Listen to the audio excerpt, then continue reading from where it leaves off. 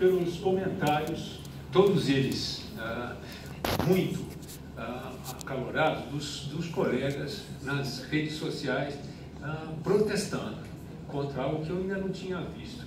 Na semana precedente, eu tinha visto um descritivo, um filme, até o filme do Einstein, sobre telemedicina. Eu olhei aquilo e falei, mas que razão veio esse filme aqui? Aí eu liguei para um colega e falei, mas escuta, e a resolução do CFM não está para sair? Não, vai sair só a semana que vem, mas você não sabe qual é? Não, mas como você não sabe qual é? Tem de saber qual é, mas ninguém sabia. E eu achei estranhíssimo e continuo achando estranho como uma resolução que é aprovada no dia 13 de dezembro só é publicada no dia 9 de fevereiro. Não é possível, no momento que você aprova uma resolução, você tem que divulgar o teor dessa resolução. Pode ser que saia no Diário Oficial no dia seguinte, mas que o conteúdo dela tem que ser conhecido, até porque são 42 conselheiros numa plenária que a aprovam e são muitos os membros das câmaras técnicas, ou da Câmara Técnica que a elaboraram. Portanto, isso causou realmente muito desconforto. E estamos todos vivendo esse desconforto. E aí me perguntaram, e a Associação Paulista de Medicina, o que vai fazer com relação a isso? Eu pensei nisso, não, a Associação Paulista de Medicina não tem uma opinião sobre esse assunto, mas teremos uma opinião sobre esse assunto. Vamos imediatamente mandar um e-mail para todos os associados, perguntando para eles o que eles pensam sobre isso e o que eles gostariam de sugerir sobre essa resolução. E uma vez ouvida a voz dos associados, nós vamos nos debruçar sobre as sugestões e tomar uma decisão. E assim nós fizemos e recebemos várias sugestões de vários colegas, continuamos recebendo essas sugestões e hoje pela manhã nós abrimos uma reunião com os associados da PM, nós devemos ter ali uns 80 associados hoje pela manhã, não apenas diretores, mas todos os que atenderam esse convite, não, para discutir a resolução. Eu venho aqui agora aproveitar a presença de tantas pessoas interessadas aqui e convidá-los a participarem dessa discussão. Não especificamente para dizer sim ou não. Detesto essa solução ou festejá-la, porque tenho a impressão que não é bem esta a situação. Hoje de manhã eu comecei a reunião dizendo o seguinte, meus amigos, muito obrigado, somos aqui 80 pessoas para discutir uma resolução. A nossa ideia é trazer contribuições, portanto, eu gostaria de discutir parágrafo por parágrafo da resolução e pedir para vocês me dizerem se vocês gostariam de excluir algum parágrafo, de incluir algum parágrafo ou de modificar algum parágrafo e me darem a justificativa. E aí nós vamos discutir desta forma. Aqui não é uma sessão de descarrego, para a gente dizer que não gosta ou que gosta. Simplesmente é para opinar.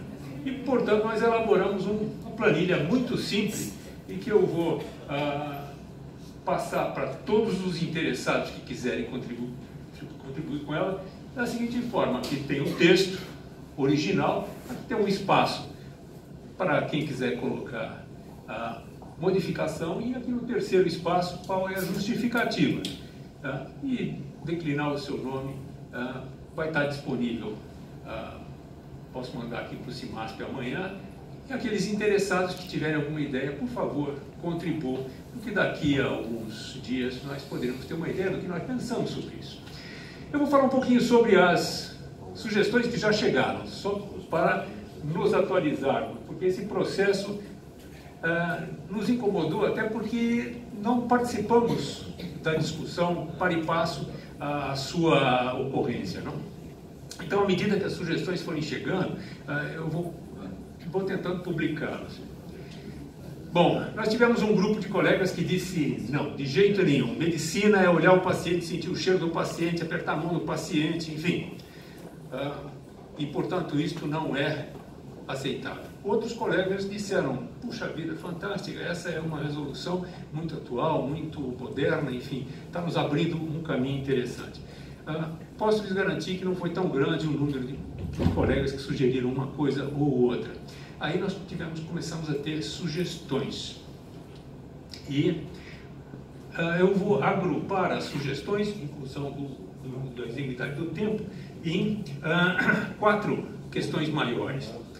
A primeira é a teleconsulta. Então, há uma grande discussão sobre a teleconsulta. Se nós precisamos ter um médico em cada ponta, como o João Ladislau levantou, se nós podemos dispensar o médico em uma das pontas, e ali ter um paciente ou outro profissional que não fosse o médico, ou então a possibilidade de ter um médico na primeira consulta e não ter em consultas subsequentes até um prazo determinado, 120 dias, algo que também me preocupou um pouco, porque 120, por que não 119 ou 121? Não entendi muito bem isso, mas de qualquer forma essa é uma discussão importante. Há claramente um posicionamento de muitos de que é necessário ter médico nas duas pontas.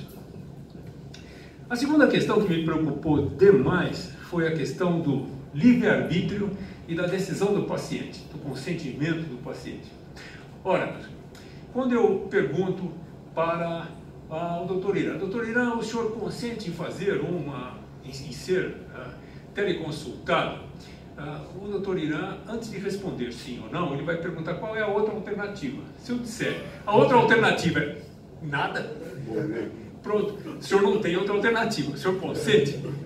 É claro que isso não é um consentimento livre, mas jamais é um consentimento livre. Então eu só vou ter consentimento livre quando eu disser para o doutor Irã, se o senhor não quiser, o senhor poderá ter uma consulta presencial. Aí o doutor Irã vai falar, na Colômbia. Quando?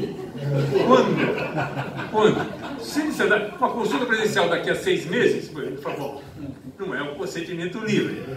Bom, a outra questão é esta sua questão. E aonde vai ser? Na Colômbia? Bom, na Colômbia é um lugar remoto, não é verdade? Bom, a gente estava comentando aqui o Paulo. São Paulo é uma cidade onde todo lugar é remoto, perfeito? Então, tudo demora muito tempo. Então, precisa ser a consulta, para eu fazer um consentimento da forma como aquilo está escrito, eu preciso ter uma consulta que seja disponível a presencial, seja disponível num lugar factível, razoável, e dentro de um tempo razoável. Agora vamos para o mais interessante. Calma, tem que ser disponível, né? Tem que ser disponível, num lugar onde tenha tudo, enfim. E agora vamos para uma outra questão bem interessante, talvez seja uma das mais interessantes. Bom, e quanto vai me custar? Quanto vai custar a consulta, a teleconsulta? R$50. E a presencial? A presencial custa 5.500. Também não é um livre consentimento.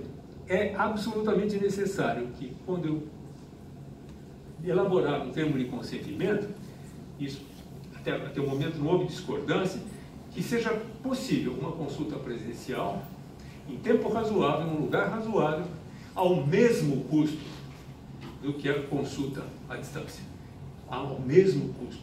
Senão, não é livre consentimento. E o médico que está decidindo aqui nesta ponta, se ele vai fazer aquela teleconsulta sem um outro colega do lado de lá, ou com um colega do lado de lá, isso aí também faz diferença, ele tem de ter a opção de enviar o paciente para uma consulta presencial e não ser despedido pelo empregador dele, se ele fizer isso dentro do contexto de uma empresa.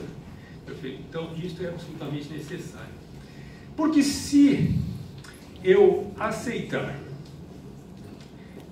duas situações, uma situação onde eu só tenho a telemedicina e uma outra situação, que é uma área, vamos dizer, não remota, onde eu tenho a consulta presencial possível, se eu aceitar as duas condições, eu estou institucionalizando o Double Standard of Care, que é algo que todos nós abominamos.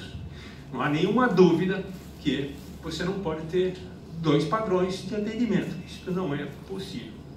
Bom, agora surge mais uma complicação que muitos médicos já escreveram. E quanto custa para implantar isso? Porque se eu tiver o sistema de segurança, não sei o que, o sistema, tem todas as siglas, depois eu vou falar rapidamente sobre isso.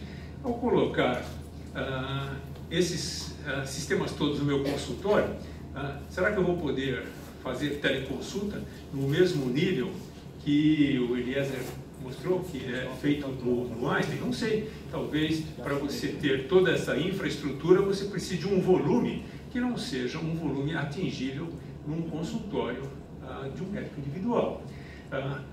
Hoje, no debate pela manhã, nós tivemos uma grande discussão, onde alguns colegas disseram, não, esse certificado digital você vai conseguir por um preço que não é muito maior do que o carimbo que você precisa hoje para carimbar as suas consultas.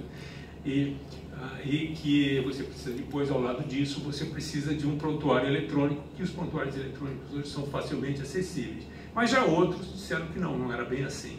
Então, o que nós vamos procurar fazer nos próximos dias é montar uma estrutura e precificar isso para ver se o custo de implantação é algo realmente proibitivo ou se ele é acessível ao médico individual.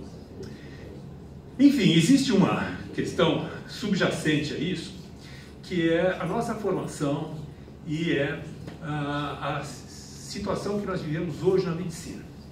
Então, quando nós vamos reportar lá 2.300 anos atrás, o Hipócrates e seus discípulos na ilha de Kos, nós vamos perceber que naquela época, onde bastava ao paciente o seu médico e bastava ao médico o seu paciente. Mas à medida que a medicina se estendeu, se ampliou a sua complexidade, já não era possível um médico resolver todos os problemas. Eu precisava do oftalmologista, do cirurgião geral, do ginecologista, do anestesista, enfim, eu precisava de uma ampla gama de especialistas. E os especialistas também precisavam se organizar, porque se eles não se organizassem, ficariam ociosos uma boa parte do tempo e alguns ficariam sobrecarregados. Então, aí nós precisamos arrumar uma forma de gerenciar a aproximação dos pacientes, dos médicos que especificamente eles necessitassem. E aí veio a gestão e vieram os sistemas de gestão ou de intermediação de saúde. Mas esses sistemas, como disse o Irã, cresceram tanto que não sobrou mais lugar para os médicos. Então são milhões entrando lá e centavos entrando aqui quando entram. Então isto se tornou complicado. E pior, um sistema que foi criado para aumentar o acesso à saúde se tornou um sistema que nos separou dos pacientes. Então antes era o paciente e o médico, hoje não. Hoje o paciente tem um plano de saúde e o médico é credenciado por esse plano de saúde. Mas e o médico? O médico não sei quem é. O médico é quem estiver no caderninho e eu vou ao consultório daquele que estiver mais próximo. E, portanto, aquela história da relação médico-paciente está se perdendo. Então, eu não entendo muito, agora é uma opinião pessoal, que esta resolução vai desumanizar a medicina. A medicina foi desumanizada lá atrás, quando o paciente não pode mais escolher o seu médico. E nós aceitamos isso. A medicina foi desumanizada lá atrás, quando o paciente chega no ambulatório e ele não sabe quem o está atendendo. A medicina foi desumanizada lá atrás, quando eu, anteontem, fui renovar minha carteira de motorista e virei no poupa-tempo e perguntei para o médico, por favor, qual é o seu nome? Ele disse, João. Eu falei, meu nome é José Luiz Gomes do Amaral, sou colega seu, como vai? Tudo bem? Tudo bem. Terminou o exame. Eu fui mais cordialmente atendido por todas as pessoas do poupa-tempo do que pelo colega. Não é possível isto. Não é possível. Uma situação como essa, nós precisamos mudar um pouquinho esta situação. Você foi aprovado ou eu errei? Não foi aprovado. Já estou com a carteira nova. Já estou com a carteira nova. Mas, e finalmente, essa questão de dizer que nós vamos fazer telemedicina, sobretudo pensando na cidade de Benjamin Constant, São Paulo de Olivença, Tabatinga e por aí vai.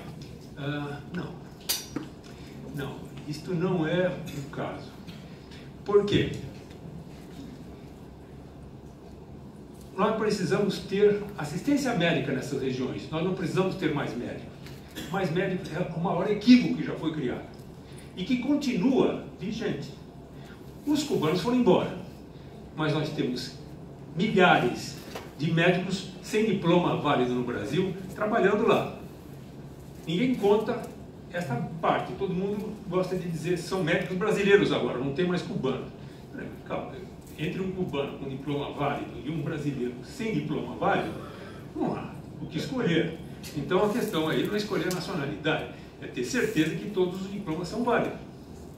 Então, esta é uma questão que precisa ser pensada. Nós não vamos conseguir colocar as 54 especialidades médicas nos números que nós precisamos em uma cidade grande como Parintins. Quando foi citado Parintins aqui pelo Irã, a gente tem Parintins. Parintins é um lugar grande na festa do boi. Né? Tem 1 milhão de pessoas, mas fora da festa do boi tem 60 mil pessoas em Parintins.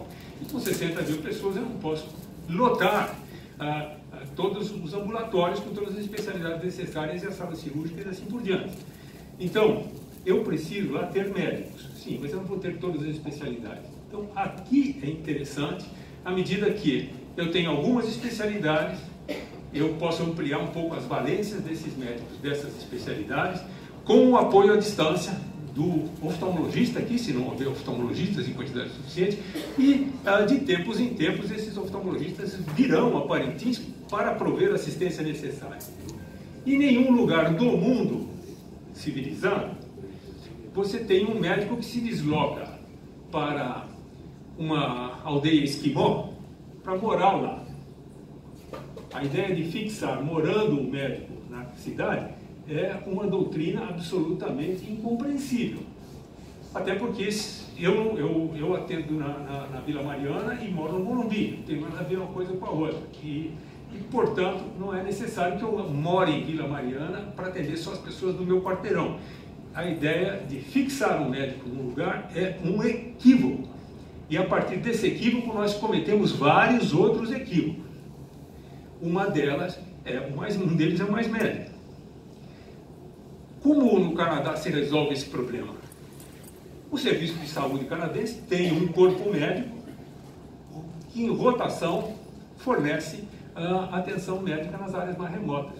Ele fica lá 2 meses, 1 mês, 3 meses, depois ele volta e continua atendendo e vivendo a vida normal com a família dele, que ele não leva lá para as áreas remotas. Imagina se eu vou levar a minha mulher, meus filhos, lá para uma aldeia esquimó, mas nem pensar.